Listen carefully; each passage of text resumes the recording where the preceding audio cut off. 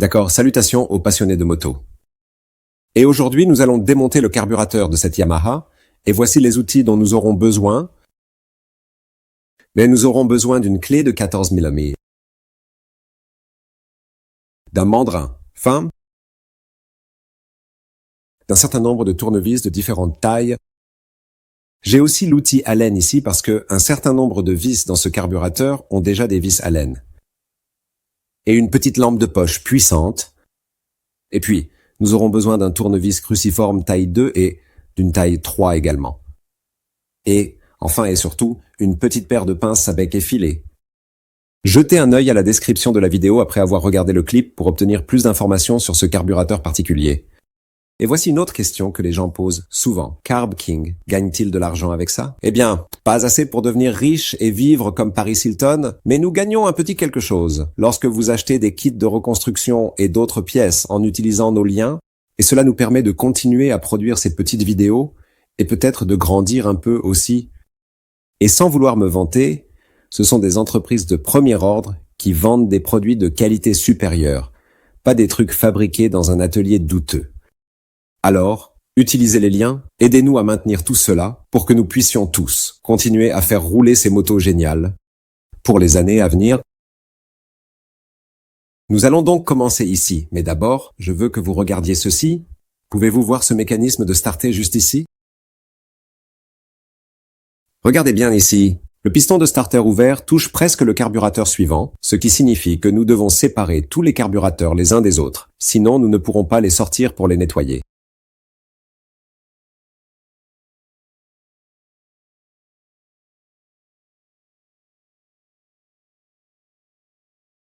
Nous allons commencer par la tringlerie du starter. J'ai un deuxième carburateur ici pour vous montrer car il y a deux variantes.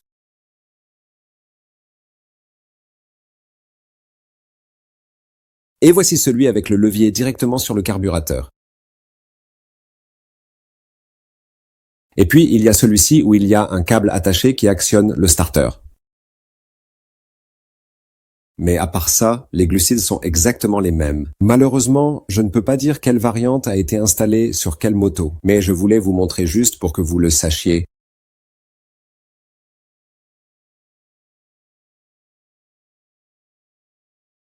Et si vous regardez ici, vous verrez ces petits trous sur la tige du starter.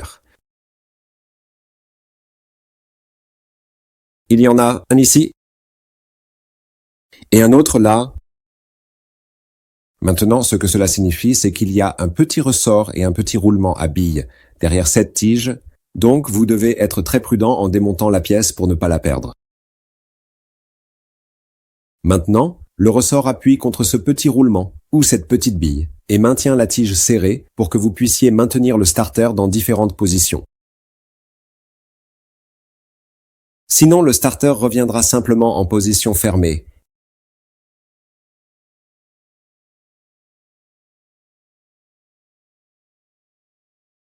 Alors soyez prudent en le démontant, sinon toutes les petites pièces se perdront.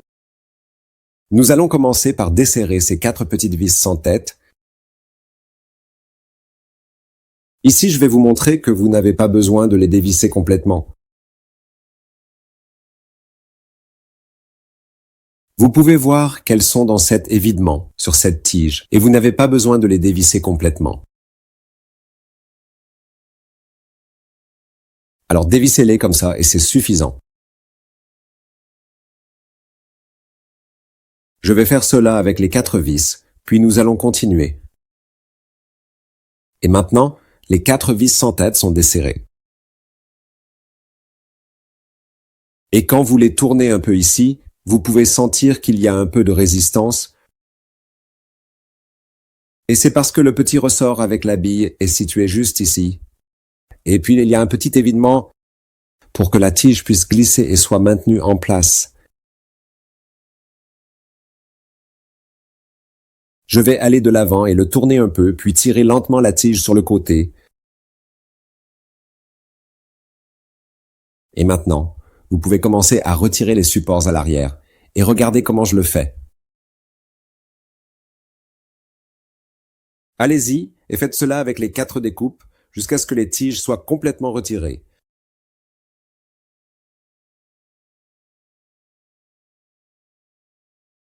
Ici, vous pouvez voir les roulements mentionnés auparavant et derrière eux se trouve un petit ressort. Ils sont tous un peu lâches là-dedans. Et maintenant, nous pouvons retourner le carburateur et retirer soigneusement les roulements et les ressorts. Et voici les premiers, et c'est à cela qu'ils ressemblent.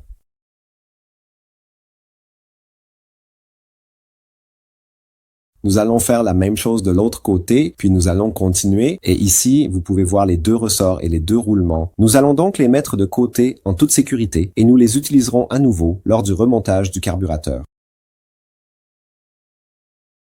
Et maintenant, nous allons passer au piston de starter lui-même. Et maintenant, nous allons utiliser la clé de 14 limites.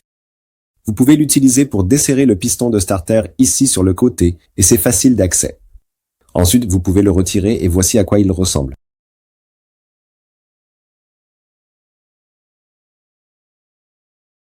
Et vous pouvez également les séparer les uns des autres. Ils sont juste un peu coincés là-dedans avec le ressort, le couvercle et le piston.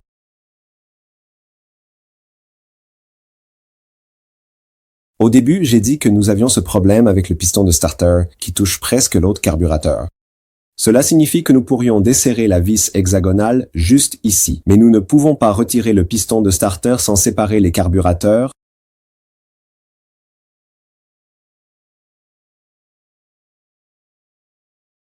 Maintenant, si nous devions séparer les glucides les uns des autres, l'ensemble serait quelque peu instable. C'est pourquoi je suis déjà en train de retirer l'hexagone de tous les pistons de starter.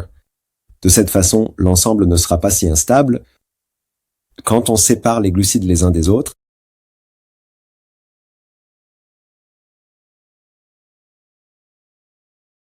maintenant, nous allons commencer avec la bielle, et c'est celle-ci juste ici. Les vis de ralenti sont également déjà fixées, et comme vous pouvez le voir, celle-ci a déjà des vis Allen installées. C'est pourquoi j'utilise ma clé Allen. Dans la version originale, vous avez la taille 3 de Phillips, parce que c'est la taille originale.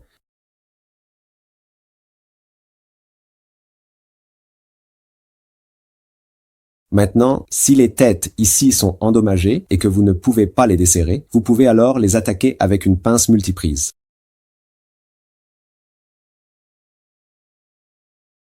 Je vais donc maintenant dévisser tout cela et ensuite nous continuerons.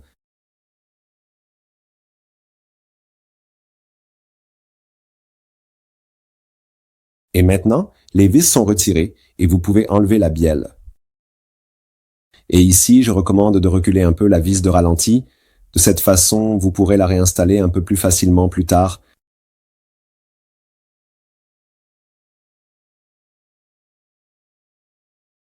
Donc, comme les chambres de flux sont courbées ici, le rail gênerait. Donc nous allons juste le laisser comme ça.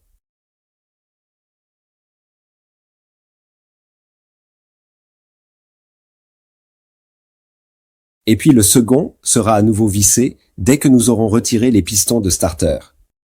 Et de cette façon, les glucides sont un peu plus stables. Et voici le deuxième juste ici. J'ai aussi des vis Allen ici, mais les vis cruciformes d'origine sont celles qui sont généralement installées. Cela signifie donc que vous devrez probablement utiliser à nouveau les pinces. Il y a encore deux attaches installées ici. Alors faites attention en les démontant pour ne pas les perdre.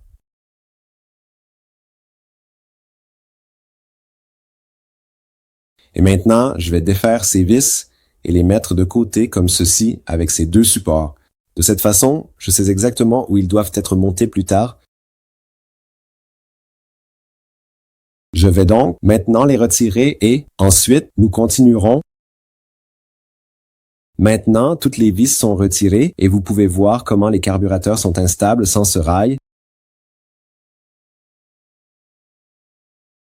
Maintenant, si vous voulez déplacer le carburateur, vous devrez toujours le presser un peu de l'extérieur. D'accord, je vais le retourner à nouveau parce que je veux vous montrer le starter. Et ici, nous avons un total de 2 connecteurs. Et c'est le tube par lequel le carburant va passer. Donc le carburant circule par le milieu, à travers cette jonction en T, puis à gauche et à droite. Et à travers ce tube juste ici, le carburant va circuler d'un côté à l'autre. Et puis il y a cette petite pièce en plastique brillante juste ici, et c'est pour la ventilation. Et oups, j'ai appuyé sur le mauvais bouton. Et cette partie est également simplement coincée là, et il y a aussi des joints toriques sur le côté. Et voici la vis qui synchronise l'arbre de la valve d'accélérateur. Et si vous séparez les carburateurs les uns des autres, vous devrez resynchroniser la carburation. Et il n'y a tout simplement pas moyen de l'éviter. Et en dessous, il y a ce petit ressort. Et faites attention lorsque vous le démontez, car vous en aurez besoin à nouveau lorsque vous remonterez le carburateur. Et maintenant, je vais aller de l'avant et retirer le ressort.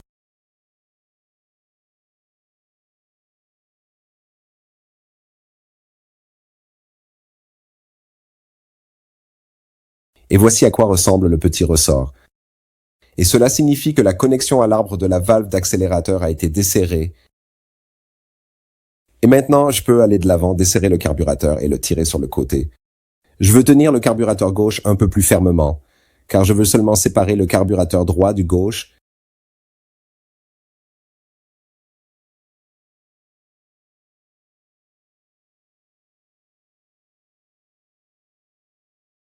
Et vous pouvez voir les joints toriques juste ici.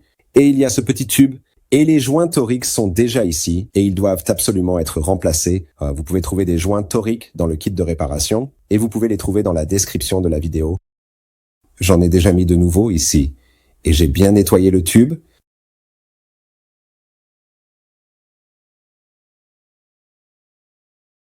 Et juste ici, vous pouvez également mettre de nouveaux joints toriques. Et lorsque vous remettez le tout ensemble, utilisez beaucoup de spray silicone.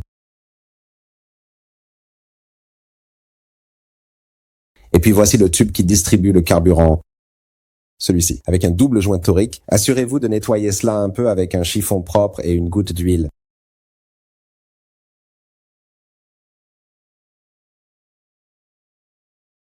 Et maintenant, là, vous devez faire la même chose avec tous les autres glucides. Je n'ai fait que celui-ci à titre d'exemple.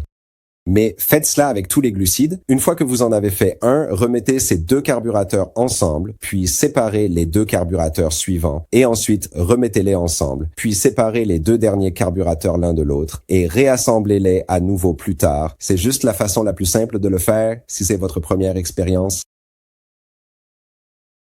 Maintenant, vous pouvez retirer le piston starter.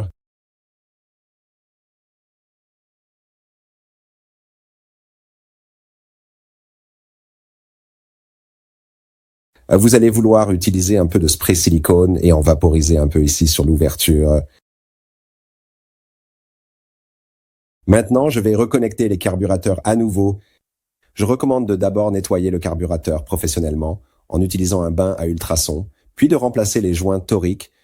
Donc, depuis le début, n'est-ce pas? Démonter les carburateurs, puis séparer les carburateurs et retirer le starter. Ensuite, remettez les carburateurs ensemble, puis le nettoyage par ultrasons. Ensuite, séparer à nouveau les carburateurs, installer le starter, puis les joints toriques. Et enfin, remettez les glucides ensemble. C'est beaucoup de travail, mais c'est la manière la plus simple. Et de cette façon, vous n'abîmez rien. Donc maintenant, je vais simplement les rattacher entre eux. Mon carburateur a déjà été nettoyé, donc je vais réinstaller le starter et remettre les carburateurs ensemble pour éviter de trop solliciter les joints toriques. Et voici un petit conseil. Vous devez secouer un peu les carburateurs pour pouvoir les connecter plus facilement entre eux. À la fin de tout cela, je vais réinstaller le ressort une fois que les carburateurs seront reconnectés. Chacun a sa propre astuce. Je vais vous montrer comment faire. Je veux presser le ressort avec une pince à bec effilé, puis appuyer contre le ressort avec mon pouce. C'est un peu une question de pratique, mais faites attention lors de l'installation pour ne pas le perdre et qu'il ne saute pas quelque part.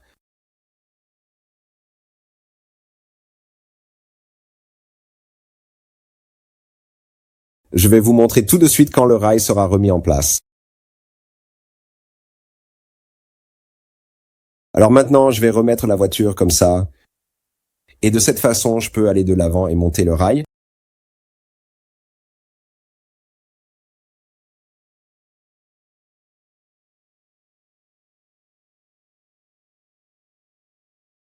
Et juste ici, vous pouvez voir qu'il y a un petit renfoncement.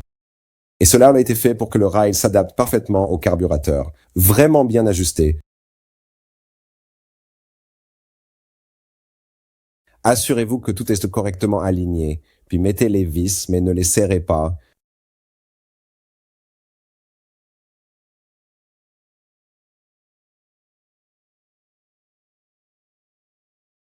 Donc à la fin, quand le deuxième rail est également monté, alors tous les carburateurs seront parfaitement alignés. Alors maintenant, je vais remettre les petites vis, puis je vais vous montrer comment réinstaller le ressort. D'accord, donc maintenant, les vis sont en place et le rail est en place. Et maintenant, je vais vous montrer comment monter le ressort.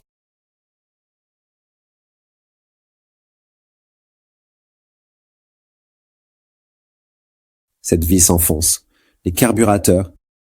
Vous pourriez dévisser complètement toutes ces vis, puis installer le ressort, mais je les laisse en place car ainsi je n'ai pas besoin de trop ajuster pour enfoncer les carburateurs quand j'ai terminé.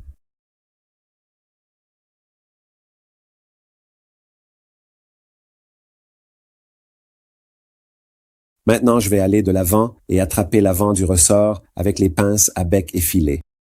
Et je vais continuer et le secouer ici, puis appuyer contre le petit ressort ici avec mon pouce. Et c'est comme ça que je vais le faire. Et c'est vraiment facile avec ce glucide. Et avec certains autres glucides, cependant, vous aurez besoin de beaucoup de patience.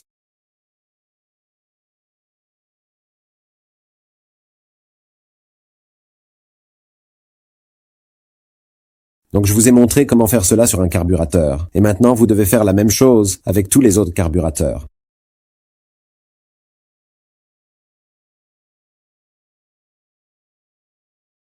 Donc maintenant, la déconnexion et la reconnexion des carburateurs ont été prises en charge.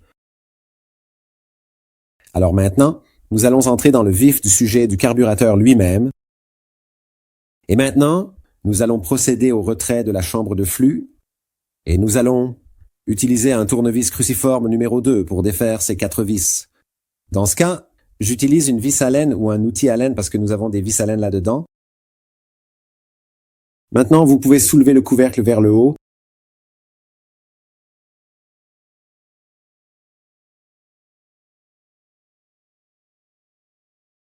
Maintenant, quand je soulève le couvercle et que je regarde à l'intérieur de la chambre de flotteur, tout va sembler bien, avec toutes les nouvelles pièces déjà installées. Parce que la voiture était vraiment sale quand je l'ai eue pour la première fois. Maintenant, j'ai peur que ce ne soit pas le cas pour vous. Elle va être assez sale. Alors soyez prêts.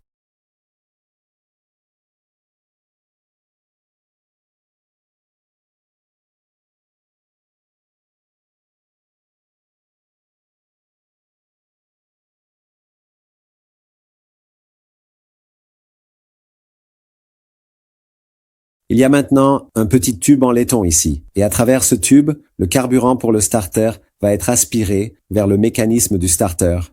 Et ce tube est dans le couvercle lorsqu'il est installé. Et dans ce petit arbre juste ici, vous pouvez voir un trou là-bas. Le carburant s'écoule à travers ce trou dans l'arbre afin que le carburant puisse ensuite être régulé. Il y a une petite buse installée dans l'arbre.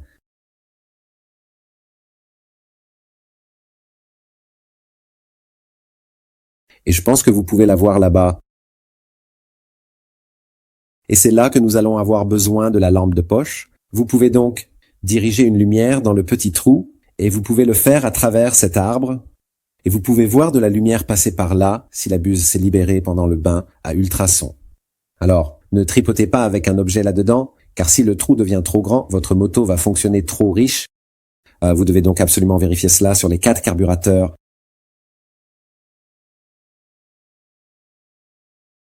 Maintenant, nous allons procéder au retrait du flotteur. Le flotteur est attaché ici avec une petite goupille. Et cette goupille devrait sortir assez facilement. Mais si elle ne sort pas facilement, vous pouvez la taper avec un mandrin, mais vraiment doucement.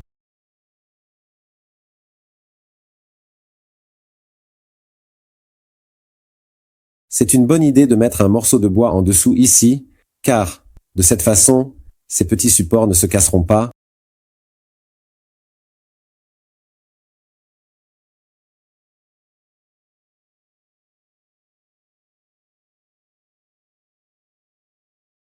Maintenant, si cette goupille ne sort pas facilement, alors vous devrez séparer les carburateurs, ce que vous devez de toute façon faire. Placez ensuite les glucides individuellement sur la table, parce que, comme vous pouvez le voir, vous ne pouvez vraiment pas y accéder de toute façon, alors démontez-les. Vous pouvez également utiliser un peu de chaleur pour aider aux alentours de 70 degrés Celsius. Le matériau qui colle les morceaux ensemble devient mou. Et maintenant, cette petite goupille sort et je tiens le flotteur. La petite goupille est à l'extérieur et le flotteur peut être soulevé directement.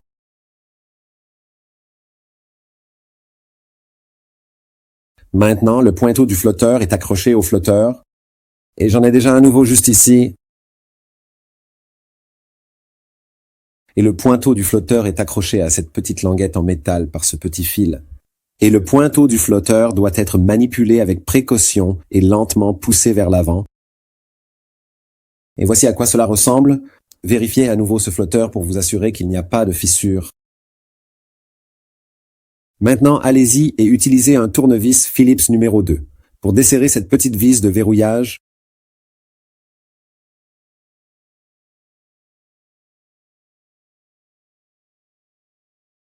Cette petite plaque de verrouillage maintient un siège de soupape à aiguille en position.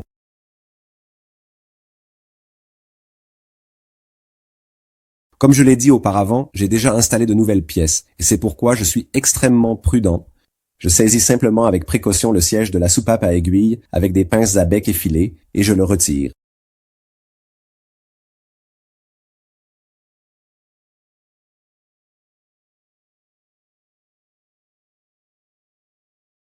Et c'est à quoi cela va ressembler avec le joint torique et un petit tamis. Toutes ces pièces sont dans le kit de reconstruction que vous pouvez trouver dans la description de la vidéo ci-dessous. Nous allons continuer avec le gicleur principal qui se trouve ici. Alors allez-y et dévissez cela et assurez-vous d'avoir ce petit disque qui est toujours autour.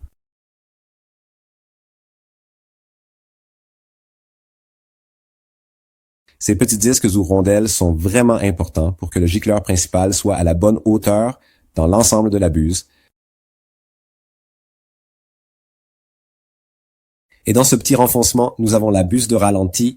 Alors, utilisez un outil approprié. Le 4 mm convient vraiment bien. Et la meilleure façon de dévisser cela est avec une légère pression par le haut, puis donnez-lui un tour rapide et ferme pour le desserrer.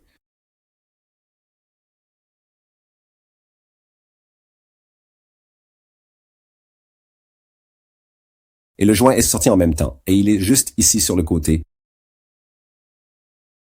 Et voici à quoi ressemble réellement la buse de ralenti. Maintenant, du côté d'admission du carburateur, vous avez une buse d'air et elle est également incluse dans le kit de reconstruction. Si vous ne l'avez pas commandée, alors ce n'est pas grave. Elle n'a pas vraiment besoin d'être changée, mais maintenant, nous allons la dévisser.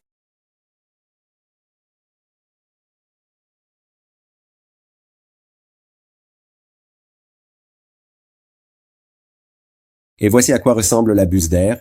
C'est similaire à la buse principale, mais la buse principale a une forme différente, donc vous ne pouvez pas les confondre.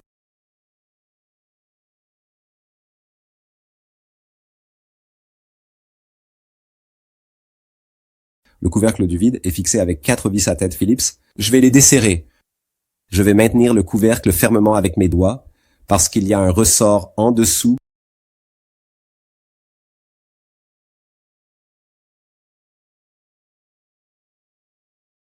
Et ici, nous pouvons voir le ressort. Vous pouvez également voir qu'il y a un renfoncement dans le couvercle et que le ressort s'y loge pour ne pas glisser. Nous allons le retirer.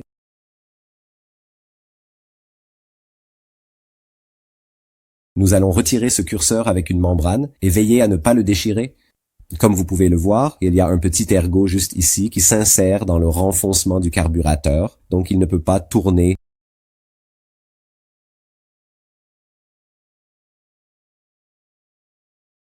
Alors, allez-y et poussez simplement le curseur par le bas. Une fois qu'il est sorti, vérifiez la membrane pour voir s'il y a des dommages. Tenez-la à la lumière. Assurez-vous qu'il n'y a pas de fissure.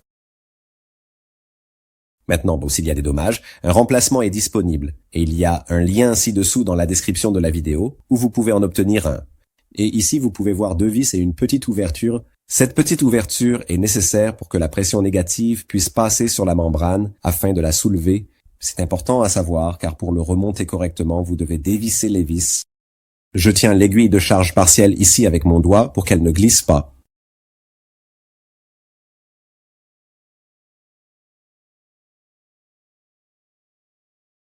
Et maintenant, je vais avoir besoin de mes pinces à bec effilé pour pouvoir retirer la plaque de verrouillage.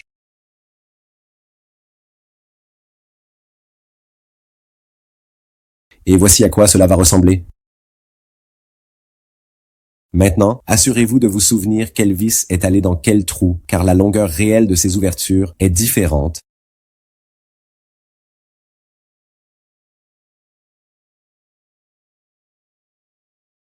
Et si vous regardez, vous pouvez le voir.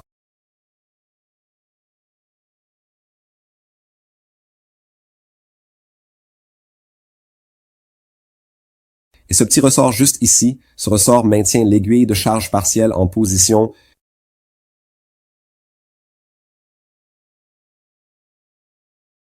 Retirons l'aiguille de charge partielle.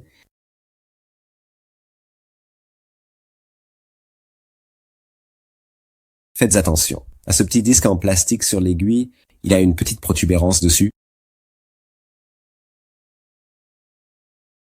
Maintenant, si nous regardons là-bas, nous pouvons voir un petit renfoncement en bas à gauche, à côté du trou au centre, et c'est là que cette petite protubérance doit s'insérer lors de l'assemblage.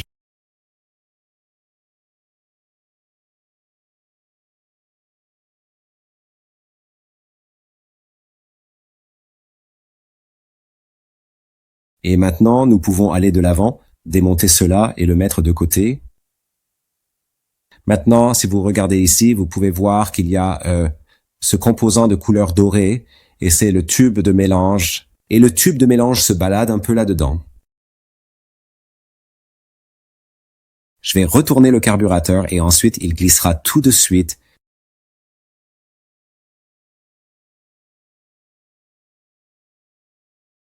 Maintenant, je suppose qu'il pourrait ne pas tomber aussi facilement pour vous. Donc si c'est le cas, allez-y et utilisez une vis. Et tapez doucement avec un marteau. Ici, vous allez voir un petit ergot ici et un autre juste là, qui se trouve dans cette rainure ici.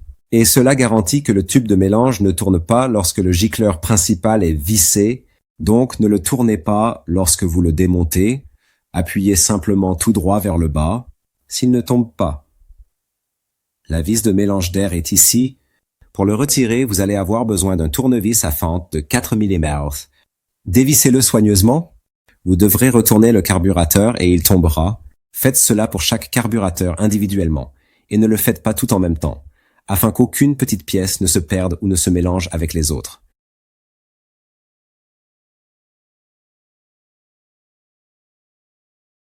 Heureusement, tout est sorti facilement. Maintenant, je vais vous montrer plus en détail. Il y a un joint torique juste à l'avant, puis il y a une petite rondelle en dessous, plus un ressort, et ensuite la vis de mélange d'air elle-même.